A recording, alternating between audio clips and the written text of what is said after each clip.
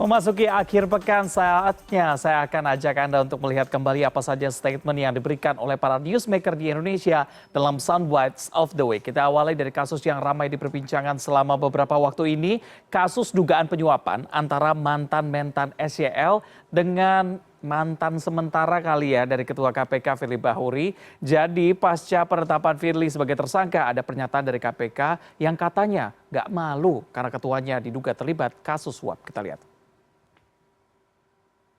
Sekali lagi kita harus menganut asas praduga tidak bersalah ya. Kita tidak tahu bukti apa yang dimiliki Polda, kan begitu. Kita nggak ngerti bukti apa yang dimiliki oleh Polda, keterangan saksi siapa, apakah sudah terverifikasi dengan baik. Tapi fakta hari ini ya penyidik Polda menetapkan tersangka. Ya kita ikuti saja proses hukum itu di Polda, kan begitu. Iya, sama seperti Pak Alex ya, Pak Firly juga nggak malu nih, besoknya tetap ngantor. Walaupun secara hukum sah, tapi secara etika kayaknya kurang elok ya. Tapi rekannya ada yang malu ternyata. Wakil Ketua Alex Gufron beberapa jam kemudian meminta maaf atas nama KPK. Cuma orang hebat nih yang berani minta maaf ya. Mirip sama slogan dari KPK, berani jujur hebat. Tapi kayaknya setelah kasus ini bakal diganti atau enggak. Yang berikutnya, masih terkait dengan kasus hukum.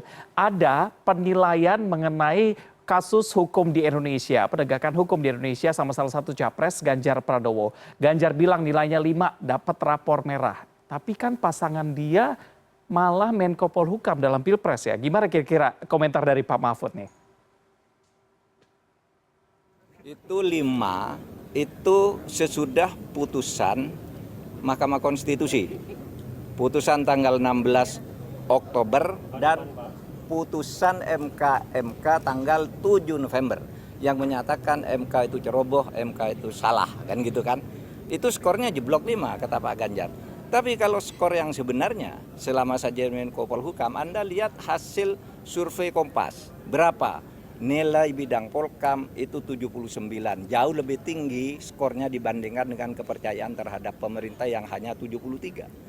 Oke, menurut survei terakhir katanya 79 jauh lebih tinggi. Pak Ganjar tuh katanya nggak ada yang di bawah 5 saat kepemimpinan pasangan Anda kalau dilihat secara keseluruhan. Jadi memang mungkin saat periode tertentu aja. Nah, yang berikutnya nih kita tutup soal kasus hukum, bergeser sedikit ke kasus politik. Ada yang tutup juga, tepatnya tutup buku. Ketua DPP PD Perjuangan ada Mbak Puan Maharani nih, begitu ya, yang udah nggak mau mempersoalkan lagi soal status keanggotaan dari Wali Kota Solo Gibran Rakabuming Raka dan juga Wali Kota Medan Bobi Nasution sebagai kader PD Perjuangan.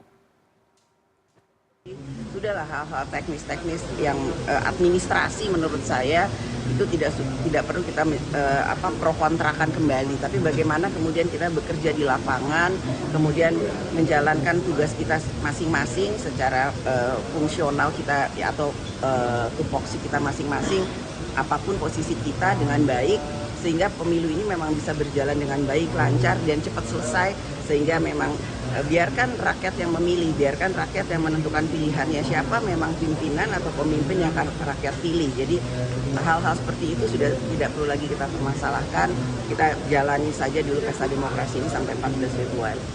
Jadi sudah tutup buku, semoga kalau ada yang minta maaf nanti juga nggak ditutup pintu maafnya ya. Silaturahmi juga jangan sampai putus supaya nanti bisa pinjam 100. Yang penting kalau kata Mbak Puan tadi, fokus ke 14 Februari nanti biar tetap solid.